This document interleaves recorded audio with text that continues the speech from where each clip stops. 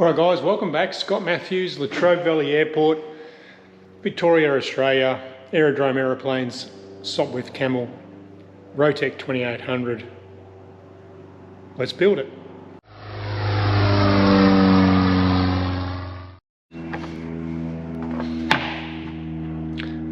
Alright guys, let's get into it. I've got my special tool here off eBay, and that is just drilling the lock wire hole in the head of the bolts.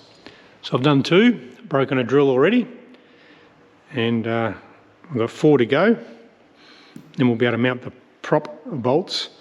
Initially I'll just do a single lock wire to do the ground runs, and unfortunately, well, it is what it is. The prop has to come off to get the cowl on each time. I've also been down the shops. I got just a radiator bottle, which is going to be my overflow tank for the oil system, and picked up 20 litres of oil. So Burson's 10W40, recommended by Rotec. Got 20 litres, should be enough. Alright, got a pair of wheel chocks. This one will be for warbles. I know this will make you happy. We'll tie a bow line. I think it goes something like a rabbit comes up through the hole, around the tree, back down through the hole. If I remember my scout badge. One bow line for my chock. 2 wheel chocks, we'll put the ropes on. You know we're getting close when we're making chocks. Alright, a few final jobs before we put some oil and fuel in it.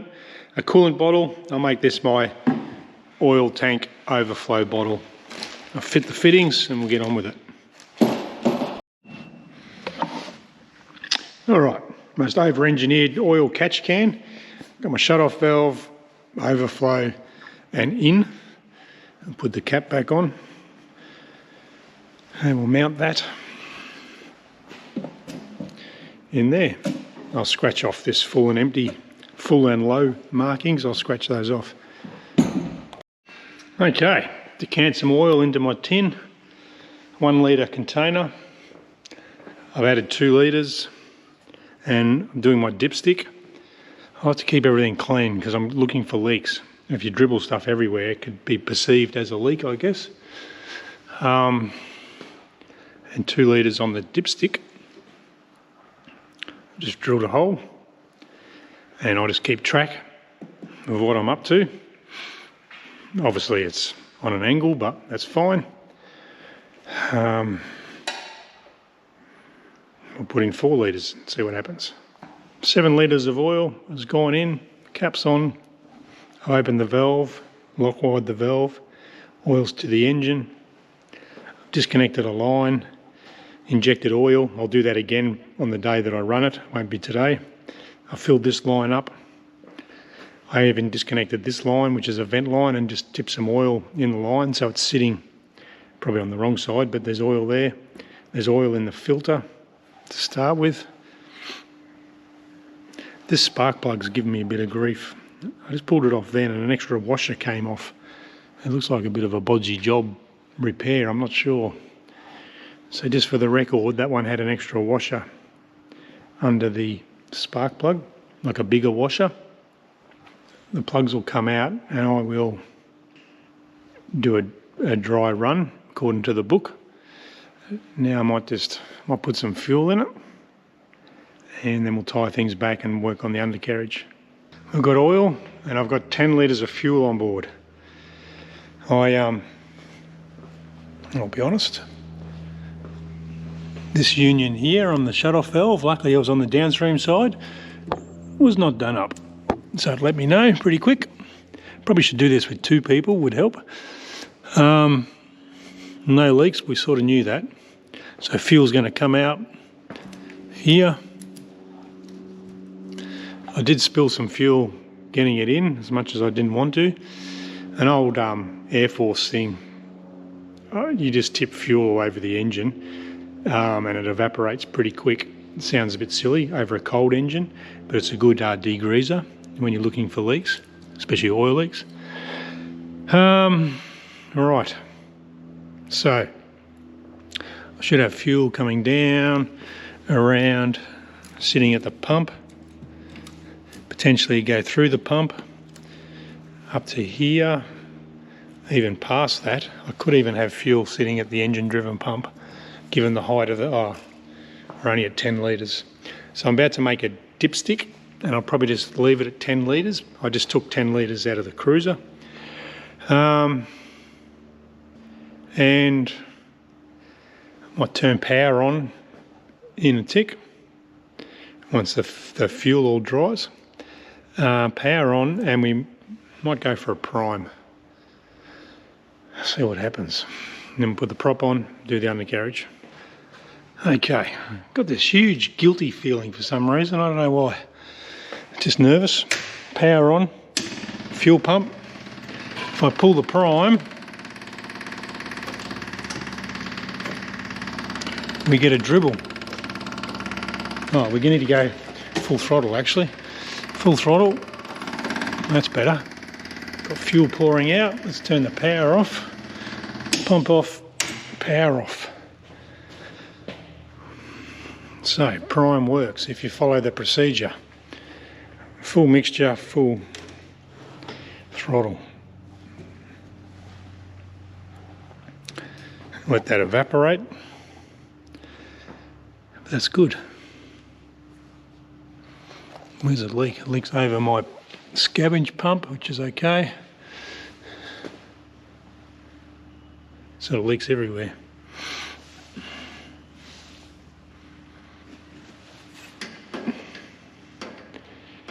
It's going to be a messy aeroplane.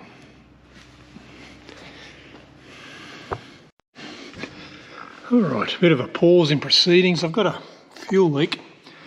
This is one of the reasons I didn't fuel it up and then go away. It's dripping on the rudder pedals. It's coming from this this union. You see, I probably didn't have enough camel snot on there, the sealant stuff.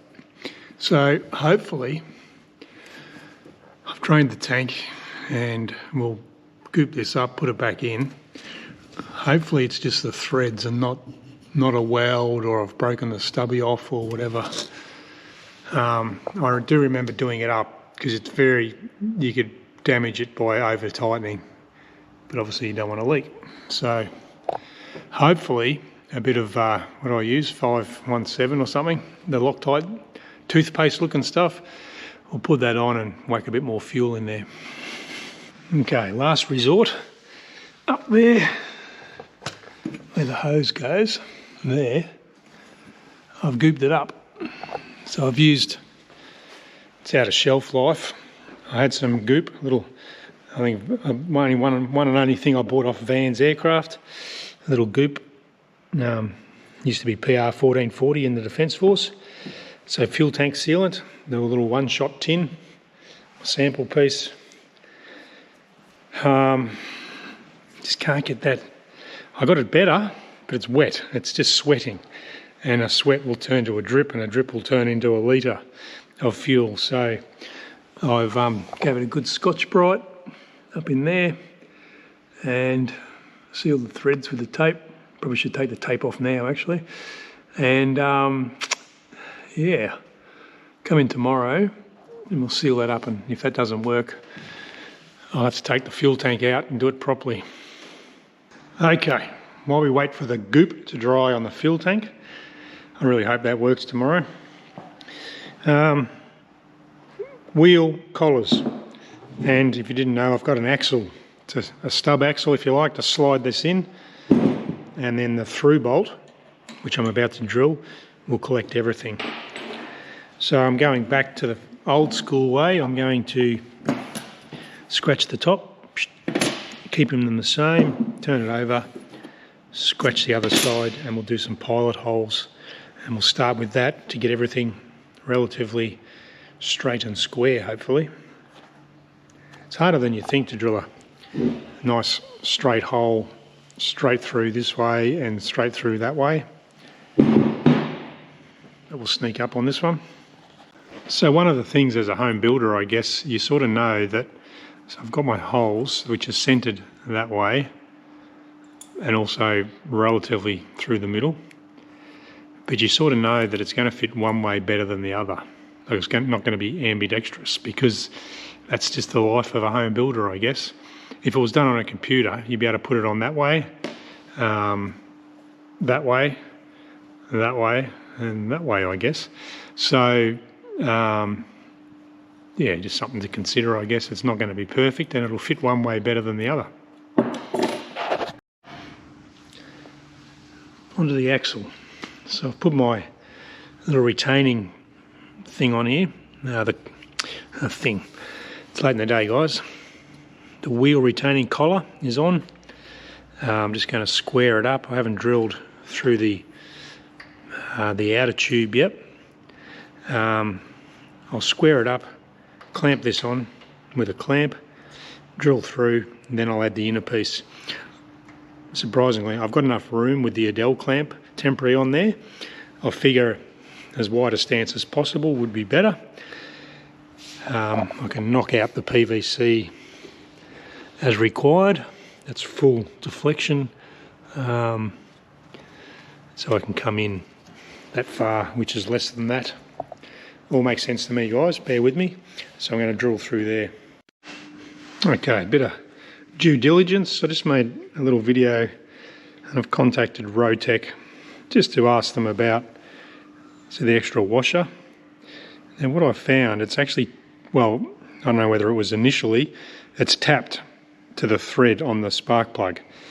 I could elongate it. So what I've done is wound it right on, and then I polished the edge, because I think what was happening and giving me a false read, the diameter was catching rather than the threads. I've been out and I grabbed a tap this morning for the plug. I'm just tiptoeing around because I don't want to end up with a cylinder change on a brand new engine. I actually just polished the edge of that, the diameter, if you like, of that washer. As I said, I've sent the videos to Rotec saying, here's what it is. Hopefully they get back to me.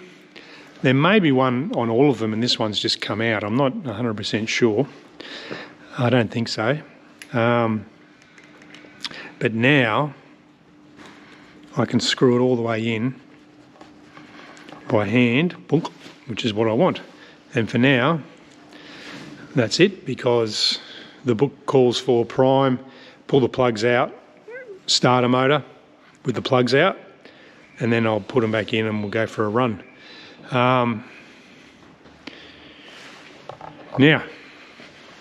looks like my goop from yesterday has dried, which is great. This stuff's carcinogenic. Hopefully I'll put some fuel in it now. Hopefully I'll fix that leak. Okay, still waiting to hear back from Rotec in regards to my spark plug. I've measured that. It looks like the head's been bored deeper than the rest for some reason. And that could be a bit of a showstopper. If I forget to put that washer on, is the spark plug going to hit the piston? I'm not sure. Anyway, so I meticulously went through and drilled all the heads on my bolts. Then I fitted the prop quickly and I'm thread bound. So I went and got some smaller bolts that are 10mm and I have to re-drill all the heads. That's okay, well, 2 steps forward, 1 step back. I'm going to finish the axles off. Get a bolt through here, get rid of the Adele clamp, have the wheels on properly. Then I'm going to lift it up, tie the bungees. What I have done, I've got 2 washers here. I need one on the inside, I forgot. And I need to pull this apart at some stage, but that might be after the ground run. For now, I just get the bungee on because I need to design brakes and get something welded on there. As you can imagine, one part of the brake's going to spin and the other part's going to be stationary, but I need to make it stationary. But you can't just, obviously, it needs to bounce up and down with the suspension. So it needs to be firmly attached, I guess, to the axle. Charge my batteries up. or battery, this one. I've got oil pressure, which is good. I sort of turned it over yesterday without the prop on. No fuel, no ignition, power on, cranked the engine, and oil pressure came up, which is great. No oil leaks. I've come in this morning, the next day. It's a bit of a mess, but that's radial engines, I think. No oil or fuel leaks, touch wood. Now, just looking over what I need to do today. Axles, get the wheels on, get the prop bolts done, hopefully hear back from Rotec about the, well, I don't know, I'm going to go ahead anyway. I'd like to have the serial number. I don't understand, if there's not a serial number, how do they get a history on the engine? Which is what I'm trying to establish. And I need to track down a fire extinguisher. I thought I had one, but it's now empty. And the crosshairs. Might do the crosshairs as well today. Get that done. It's a few little jobs. We'll get into it. Right, prop bolt. I'll screw that in. It's about 10 mil. So I'll grab my 10 mil piece. So I've got 10 mil plus one thread is thread bound. Now I'm going to put the prop on and just check that I've got no more, well, I can't have any more, but if it's 10 mil poking out plus one thread, then I know the bolt's not actually doing its job. I'm hoping I've just got a couple of threads poking out. It is internally threaded here, so there's plenty of engagement. We'll whack the prop on.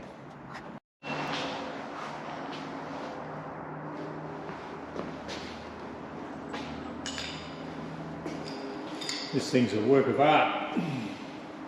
Culver prop, 80 inch by 47 inch pitch.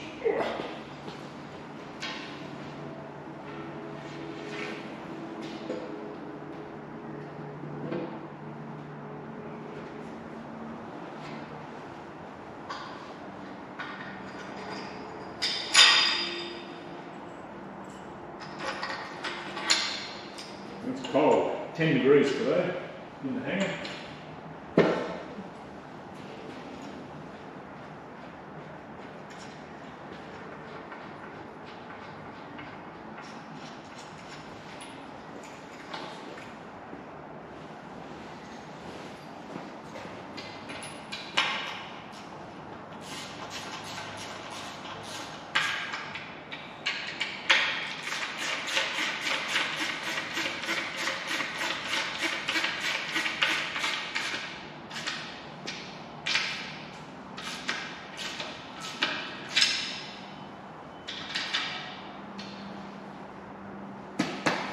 Now we're talking.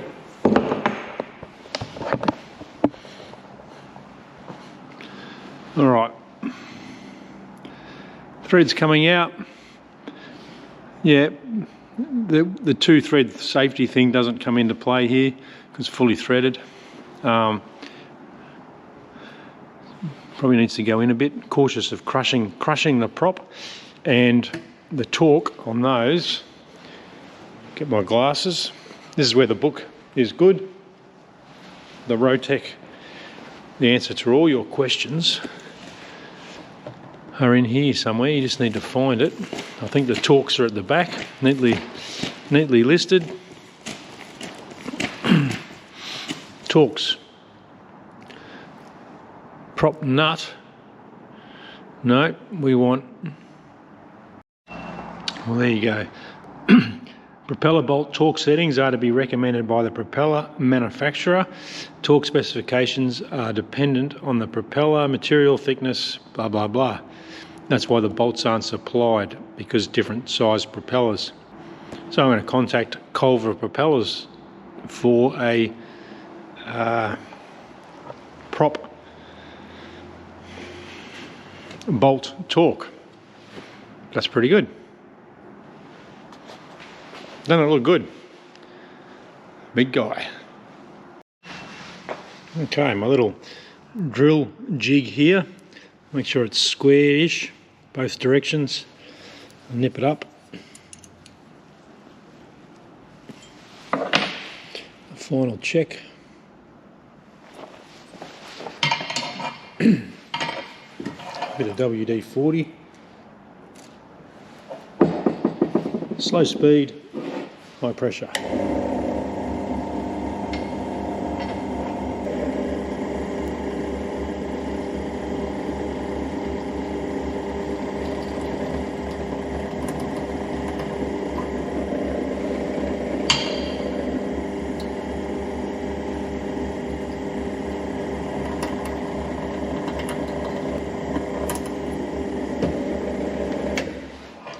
Then we're through.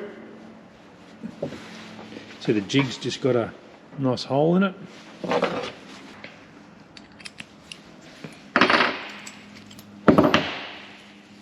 And what we should have is a hole for the lock wire. That one's, yeah, a little bit off, but I think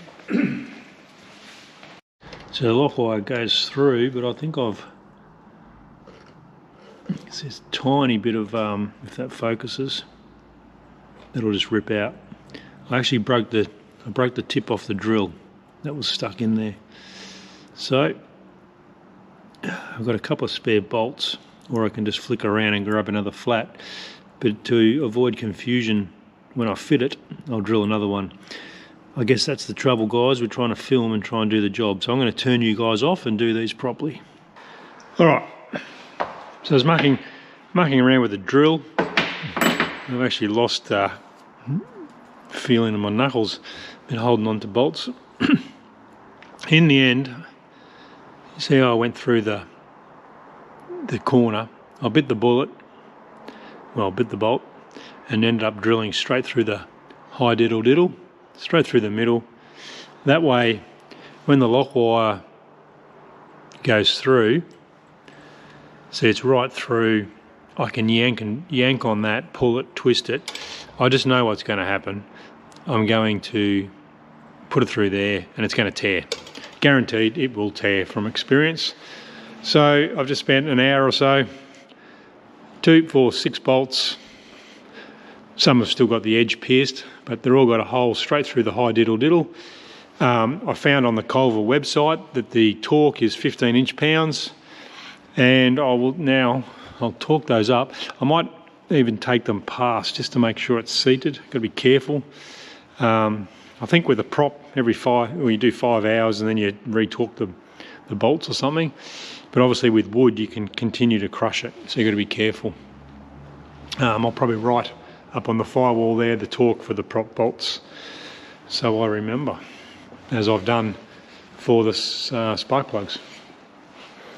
What I'll do now, do some nice funky lock wires and the props on. Then I might build a little protective sock out of whatever I've got. Alright, so a bit of a booper. It's plus or minus 15 inch-pounds. It's actually 144 inch-pounds. I realised that when I came to tighten them up. 15 inch-pounds is next to nothing. And it's not seated yet, so 144 inch-pounds plus or minus 15, so 12 foot-pound.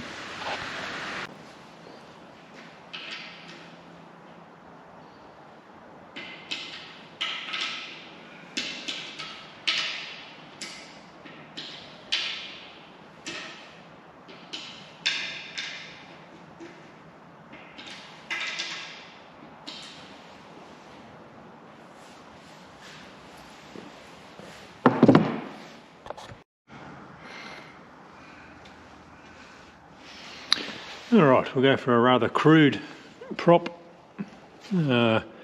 tracking check. I can feel the aircraft moving slightly. Haven't got any spark plugs in.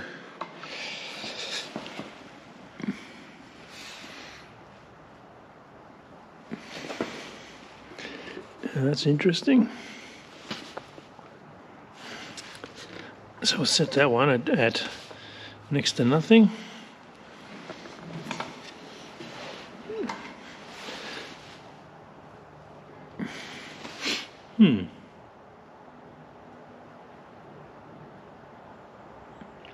That's out by a fair way, I would say.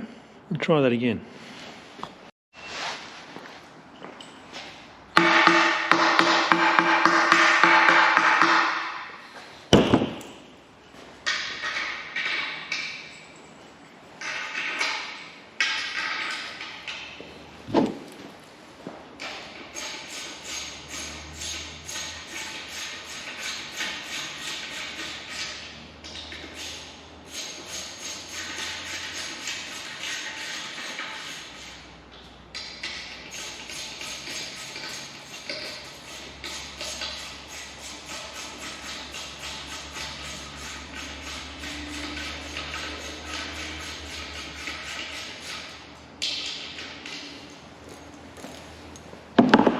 I've just moved the prop 90 degrees, just reset it.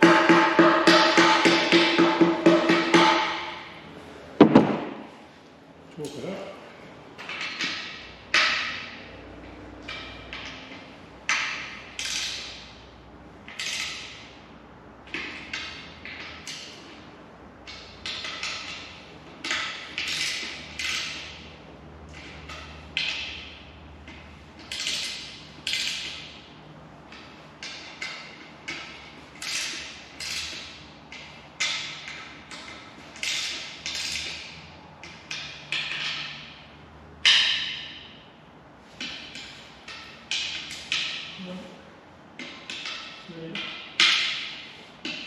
Three, 4, 5, 6.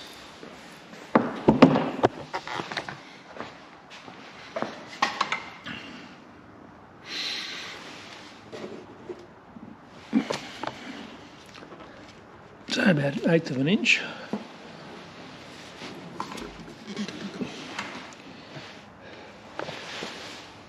And it's a good 1/4 inch, so we might be out by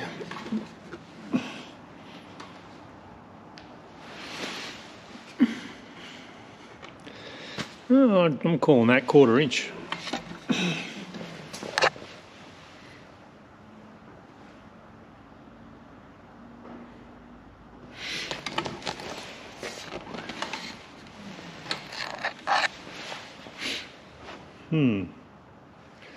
What I might do is I might take the prop off and set it on the bench. There's not much I can do about it, but yeah. Or what if I spin at 180, mark the high blade, and see if it's the engine or the prop.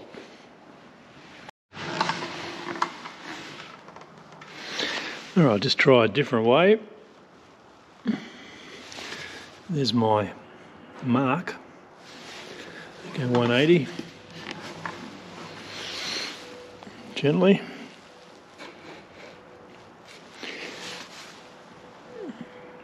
Definitely 1/4 inch there.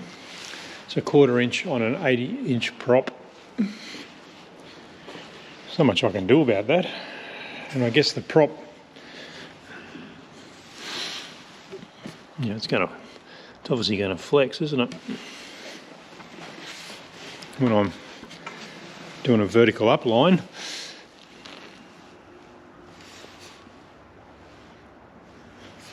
So there's something funny going on because that blade misses, and this one just, oh no, it misses.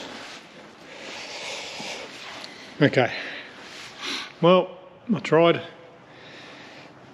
Blades are out by 1/4 inch. All right, locked up. I know what you're thinking, you're all checking my lock wires, but they're all doing up, aren't they? Yep, they're going to come off anyway to put the cowl on eventually. So there you go. Let's put some wheels on. What the? All right, so I just knocked up a quick sock for my prop because I am going to walk into that, guaranteed. We'll hit it with a spanner that'll do for now. Yeah, that's just what I had under the bench. Bit of masking tape. I know the masking tape's probably not going to hold. Anyway, it's probably a good pattern to take to the tailor shop. Could probably use that and just get them to sew it. Anyway, is what it is. Move on. Let's do some wheels. Okay. The drill, the batteries are on charge for the drill. I'm going to drill through this, going to be 1/8 inch or 3mm steel rod and end up with a bolt holding the collar on, which will then hold the wheel on, and then I'll get rid of the dowel clamp and knock the wheel back out. That's the plan. I'll start drilling on my WD-40. Slow and steady. Slow speed, high pressure.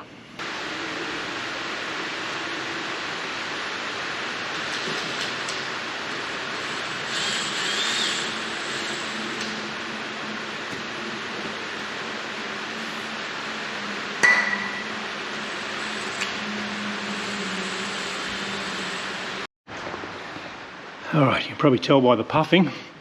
I've had a crack at the bungee. I half anticipate it won't be enough. I bought myself a nice lift and I ended up selling it to the club, and now it gets shared around, which is a pain in the bum. I like having my gear here. So I'm going to let this down and we'll just see what the suspension does. It's only zip tied at the moment. The reason being is what?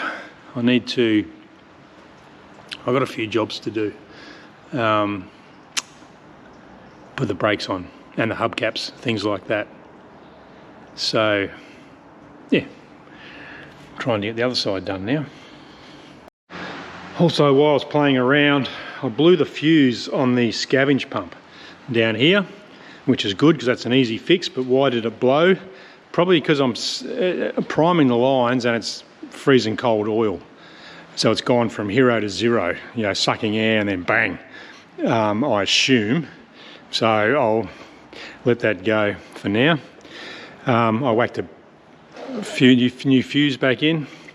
Another thing I've sort of come up with, my battery was draining pretty quick, but every time I flick the master on, I notice the AFR is heating the element, i.e. drawing amps from the battery.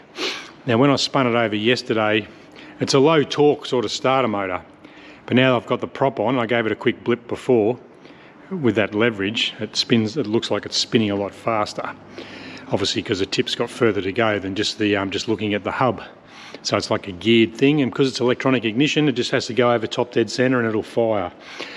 Will it turn it over with the spark plugs in? I'm not sure yet. I had this battery for the Jabiru, but the terminal posts ended up right, 10mm off the firewall, which I didn't like, so I ordered another one and it sat in the cupboard. So it should be okay. I got everything on charge down here on the floor. So what was I getting at? I've got my AFR power in here. I might hijack that, put a toggle switch just up here, probably near the starter button, to isolate the AFR. So when I'm cranking the engine, because it takes about 30 seconds for the AFR to come online, and I don't know, but I'm assuming that 30 seconds is like a preheat on the element, which is, I need every spare amp available to crank my baby. So not only that, it's a dirty great LED, sort of detracts from everything. So I think I'll start the engine, then flick on the AFR, give it something to smell, and gives me 30 seconds for the engine to warm up, all that sort of thing. And then I can worry about the actual mixture. Okay, that worked. Get the other side done. Not sure. Anyway, here's what it is. Good job, Rowdy. Okay, that'll make a few people happy. Makes me happy too. I've got the struts. Only had a sort of half effort at those, I guess, but I haven't got the big whoop-de-doop in the struts. Wasn't too bad doing up the bungee. I'll clean up the furry bits at the end. I've got to do brakes and the wheel, spun aluminium wheel covers yet. I'll tell you what, I can't touch the wing anymore. Super high. So it's 6 feet up to here roughly. My head height. It's quite a step up to get in now. Looking good. It's leaking oil, which is probably a good thing. So the engine has got oil. I might not quickly, but I might just do the AFR.